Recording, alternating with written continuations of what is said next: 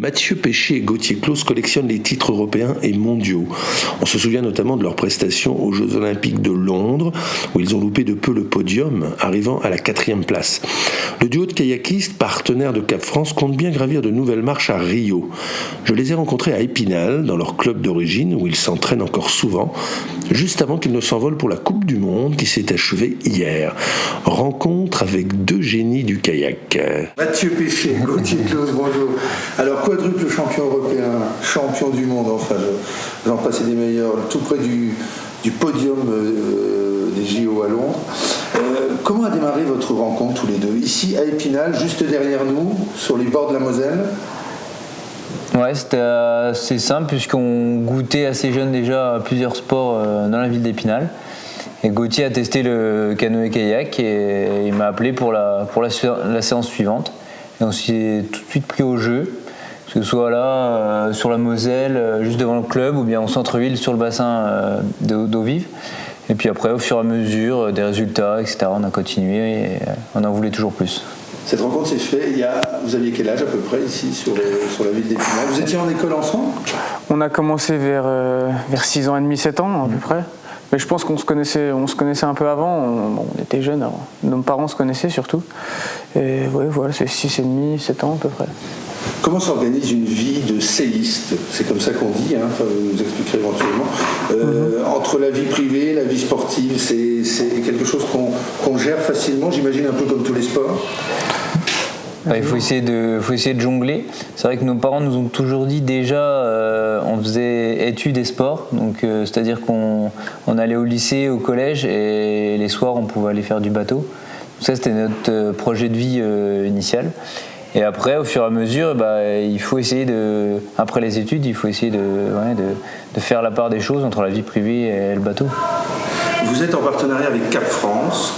Est-ce que ça représente uniquement un soutien financier ou est-ce que ça va au-delà? Est-ce que c'est aussi un appui, on va dire, moral?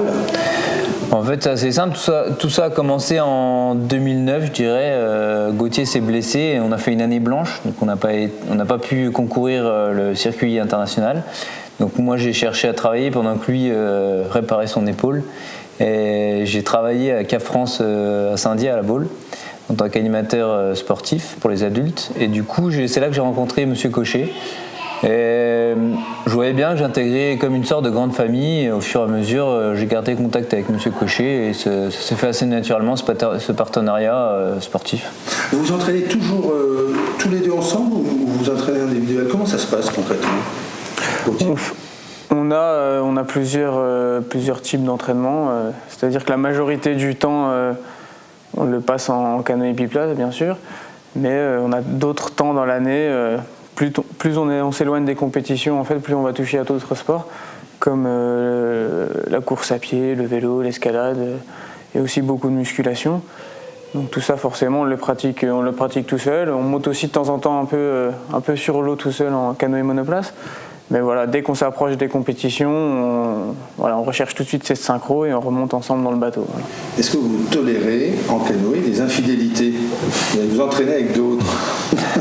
À l'inverse de l'aviron ou de la course en ligne, non, on est souvent que tous les deux ensemble, parce qu'on a créé tellement d'automatismes que ce serait vraiment dur de le retrouver avec quelqu'un d'autre.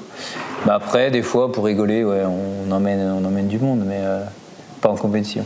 Sur les championnats du monde, vos gros concurrents, c'est qui? C'est quel pays? Alors sur les championnats du monde, je dirais qu'en C2 aujourd'hui, le niveau s'est densifié au sommet et qu'il y a beaucoup de très bons bateaux. Pour ne pas les citer, il y a quand même les frères Horschorner qui sont triple champions olympiques. Donc on ne les oublie pas, ils ont à peu près 37 ans et demi, mais ils continuent toujours. Mais honnêtement, il n'y a pas de bateau qui se détache vraiment du lot, c'est des nations plutôt, ce sont les Tchèques, les Slovaques, les Allemands, les Polonais un petit peu, les Anglais, et puis les Français surtout, on fait partie du lot. Et voilà, c'est toujours une guerre à chaque bateau. Les 20 meilleurs C2 mondiaux sont capables de gagner. Vous visez quoi maintenant à l'international? Vos objectifs? On vise que des médailles d'or. On ne travaille pas, on s'entraîne pour. Donc plus plus clairement, dans 2 semaines, on a les championnats d'Europe en Allemagne.